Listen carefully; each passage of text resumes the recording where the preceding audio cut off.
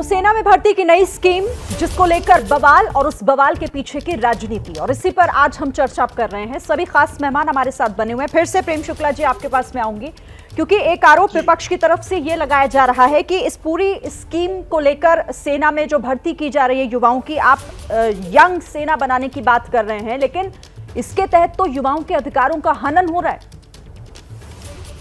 बिल्कुल नहीं हो रहा। देखिए, आज हमारे तीनों सेनाओं के प्रमुखों ने इस मामले को बहुत स्पष्टता से बताया। आप कृपा करके मुझे बताइए कि 21 वर्ष की उम्र में कितने लोग जो है वो जॉब पा जाते हैं। 21 वर्ष की उम्र तो लोग अधिकांश ग्रेजुएशन की उम्र है। 17 से 21 वर्ष की उम्र में अधिकांश लोग 21 साल लगता है आप देखो ग्रेजुएट बनने के। अगर कोई पोस्ट ग्रेजुएट बनता है, किसी कंपटीशन के लिए जाता है, तो लगभग 24-25 साल उसकी एवरेज एज होती है। 21 वर्ष जो है उसकी एज होगी। अगर 17 वर्ष की उम्र में अगर वह अग्निवीर बनता है तो 21 वर्ष की उम्र में या तो वो 25% जो है वो तो एब्जॉर्ब हो जाएगा। शेष जो लोग हैं उनको असम राइफल्स है, सशस्त्र 16 ऐसी इकाइयां हैं जो डिफेंस प्रोडक्शन से कनेक्टेड है, वहां पर उनके लिए ओपनिंग्स है। उसी तरह की ओपनिंग्स स्टेट पुलिस में ओपनिंग है। और इतनी ओपनिंग्स होने के बाद मुझे लगता है कि उनका भविष्य कहीं से भी जो है अंधकार में होगा। अंधकार में उनका भविष्य है जो राजनीति में कुछ कर नहीं पा रहे हैं। अपने राजनीतिक अंधकार में भविष्य के चक्कर में वो युवाओं को अनावश्यक भड़काने का प्रयास कर रहे हैं। आप भली बात जानते हैं कि आज ही लेफ्टिनेंट जनरल अनिल पुरी जी ने बहुत स्पष्टता से बताया कि कैसे 1989 से इस मामले में जो विमर्श सेना में चल रहा था। के सुब्रमण्यम कमेटी जो 1999 देखिए बीच में चिल्ला रहे हैं, देने का वादा बीच में चिल्ला रहे हैं। अंतिम सालों में 10 लाख रोजगार के आगे तो आप भड़का नहीं रहे। उनकी एक मिनट चिल्लाने पास आती हूँ मैं। रुक जाइए मनोज काका, मैं आपके पास आऊंगी, फिर अपनी बात रखिएगा। सुनिए ना, आप भी सरकार से सवाल पूछ रहे हैं ना, तो पहले उस जवाब को तो सुन लीजिए। 17 साल पर आर्मी भर्तियां होती ठीक है, ठीक है, आप भी जानती होंगी। 17 साल पे सीडीएस की भर्ती होती है, 17 साल पे नहीं होती है। यही तो वजह है ना मनोज काका कि फिर ये आरोप आप लोगों पर लगते हैं कि आप राजनीति कर रहे हैं। हर मुद्दे का इस्तेमाल आप करते हैं राजनीति करके। एक बार सुन लीजिए, फिर आप अपना काउंटर कीजिएगा। प्रेम शुक्ला जी बात पूरी कीजिए। सवालों पे शांत कराइए। आप क्या मैं इस तरह बहस नहीं कर पाऊंगा। मैं शांति से बैठ जाता हूं। मनोज काका, मैं इस तरह अभद्रता और गुंडागर्दी नहीं झेल सकता। और लेफ्टिनेंट से मैं शांति से शांत हो जाता हूं, के बाद क्योंकि आप इनको चुप नहीं करा कैप्टन के बाद पाएंगे। मेजर बनता है, मेजर के बाद लेफ्टिनेंट कर्नल बनता है, फिर कर्नल बनता है, ब्रिगेडियर बनता है, इसके बाद मनोज काका, लेफ्टिनेंट जनरल बनता है, फिर जनरल। मनोज काका एक मिनट सुनिए पहले। मुझे आप एक मिनट अगर आप सुनेंगे नहीं, सिर्फ और सिर्फ यहाँ पर बातें कर, एक मिनट आप इसे अपने राजनीति का मंच मत बनाइए। मनोज काका, मैं रिक्वेस्ट कर रही हूँ आपसे। नहीं, एक मिनट मुझे बात करने का मनोज काका सुनिए पहले। आप ही का सवाल पूछ रही हूँ उनसे। आप ही अगर सवाल आप ही जवाब देंगे तो फिर मैं बाकियों से कैसे बात करूंगी। धैर्य रखिए थोड़ा, आती हूँ आपके पास। मेरा एक सवाल स्पष्ट सुन लें। एक क्या लेफ्टिनेंट से जनरल कोई 4 साल में बन जाएगा? ठीक है, चलिए आप पूछ रहे हैं 4 साल में कैसे बनेंगे लेफ्टिनेंट से जनरल। आप जवाब सुन लीजिए। प्रेम शुक्ला आवाज आ रही है तो इस पर जवाब दीजिए अपना। हाँ, ताकि मैं सुन सकूं। और सारे प्रेम शुक्ला से संपर्क मेरा नहीं हो पा रहा। नहीं लगता कि इनको मैं कोशिश करूंगी ये सवाल उन तक फिर से हम पहुंचाएं। उनसे संपर्क टूट गया। ये भी पता होगा कि फौज में भर्ती होने के लिए ग्रामीण भारत के नौजवान कितने किलोमीटर, कितने 100 मीटर की दौड़ कितने समय में लगाने होते। फिर बात कर देना और फिर सत्याचारण संपन्न कर देना ही देश चलाना है तो ठीक ही है। चलिए, मैं आपकी बात मान लेती हूँ मनोज काका की बीजेपी राजनीति कर रही है, सरकार इसमें अपना फायदा देख रही है।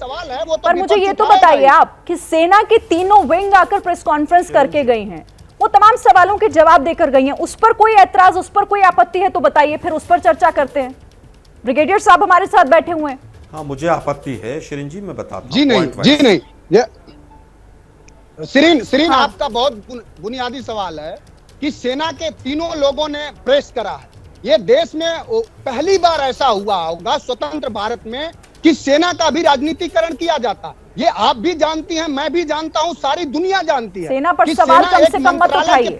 आप सरकार से सवाल पूछ लीजिए मनोज काका, लेकिन आप प्लीज सेना पर सवाल मत उठाइए। फिर आप देश की सुरक्षा को कटघरे में खड़ा कर देते हैं। ठीक है, नहीं, उसकी इजाजत मैं आपको नहीं दे सकती। मैं सिर्फ ये कह रही थी, आप किसकी बात मानेंगे? बिल्कुल नहीं, आप अपने आलोक जी एक मिनट दीजिए मुझे। सेना पर कोई सवाल नहीं है। सेना पर सवाल समाजवादी पार्टी नहीं बल्कि वो लोग उठा रहे हैं जो ये कह रहे हैं कि जो ये अग्निवीर आएंगे उनको अपने पार्टी कार्यालय पे चपरासी रखेंगे। वो लोग सवाल खड़ा कर रहे हैं। कौन कह रहा है? ये तो कौन कह रहा है? खड़े होने वाले किसकी लोग बात कर रहे हैं आप? हम लोगों कौन के कह रहा है? परिवारों में स्वयं लोग फौजी हैं।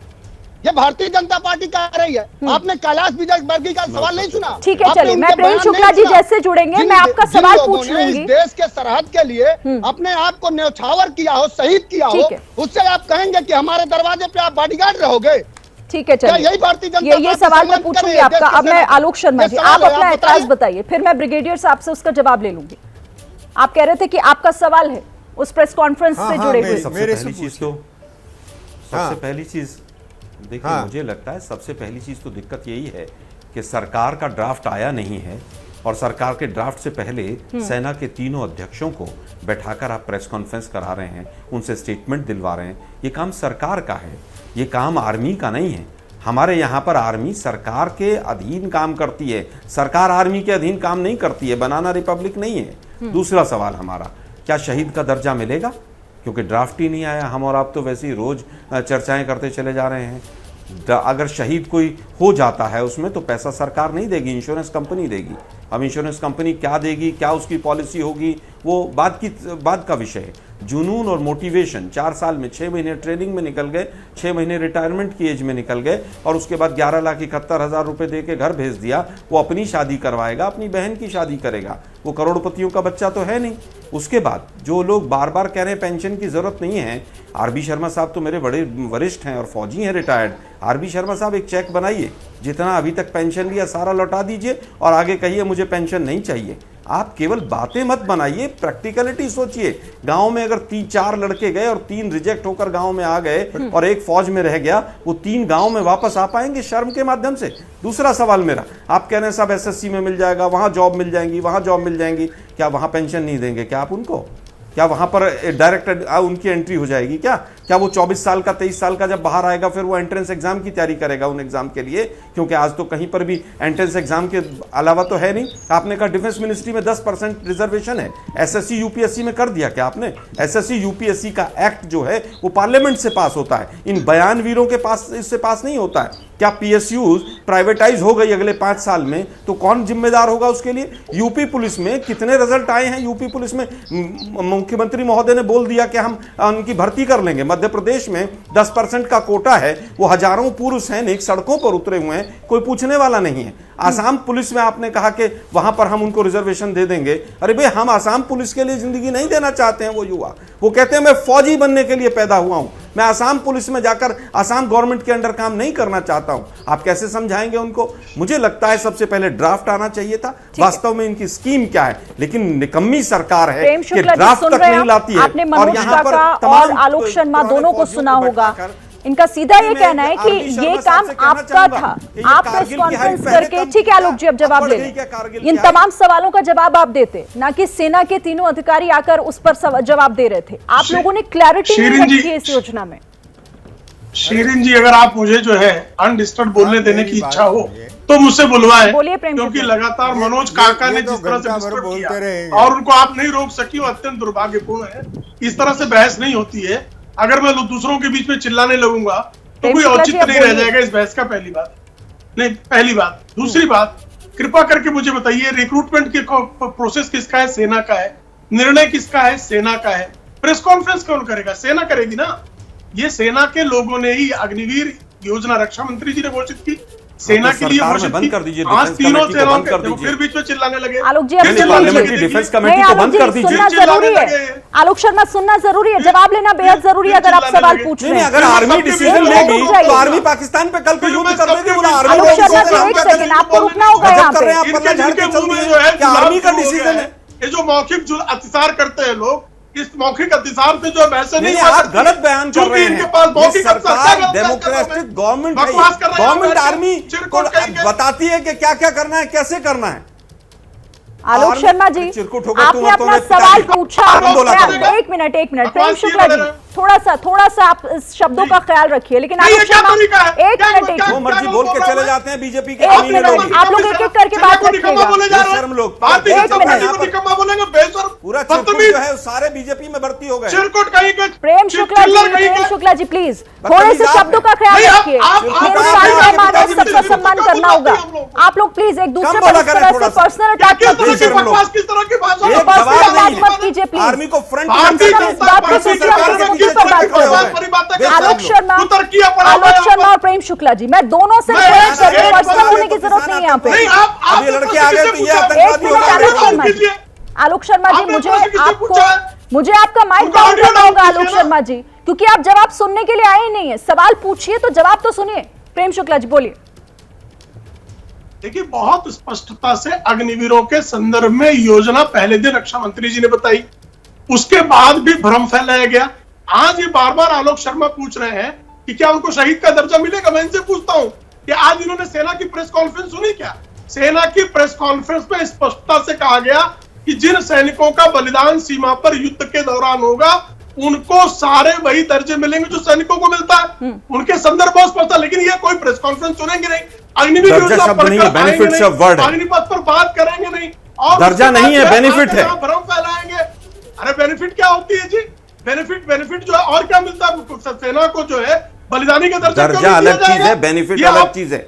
मैं पूछना चाहता हूं, क्या शहीद वालों, शहीद जो होगा 4 साल में, क्या उसको उतने ही पैसे मिलेंगे जितने आज मिलते हैं? हाँ या ना में जवाब दीजिए। हाँ या ना में जवाब दीजिए ना, एक उत्तर नहीं है। हाँ या ना में जवाब दूं? आप हैं इंश्योरेंस से पैसे दिलवा रहे हैं शहीदों को।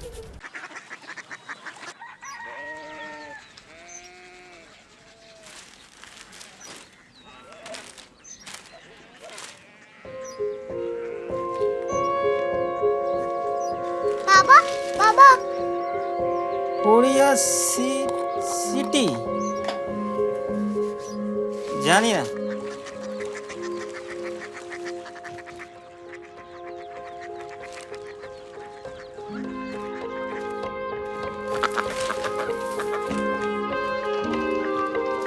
Korea city?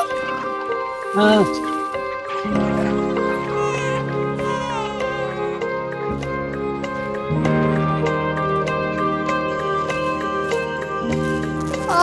कोरिया सिटी कहाँ पे है? शहर अंग्रेजी लगे हैं।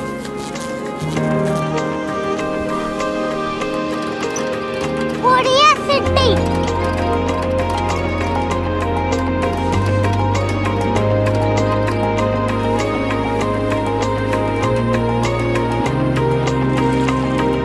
वो बहुत दूर है।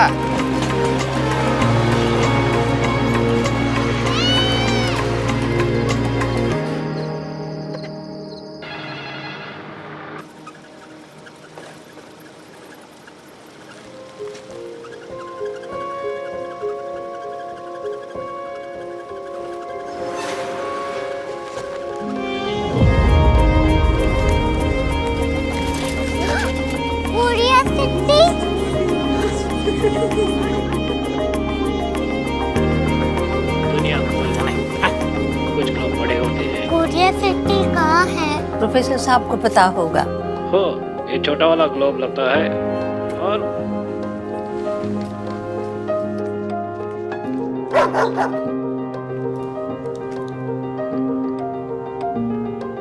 पता नहीं, मेरी बेटी से जाके मिल लो, शायद उसे मालूम हो।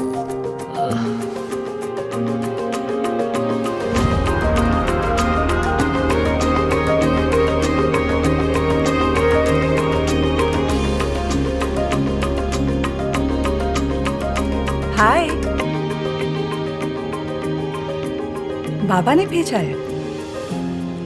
Come here. Korea city. Korea city नहीं, क्यूरियोसिटी। वो क्या? That's what brought you here? जो तुम्हें यहाँ तक ले आया। क्यूरियोसिटी।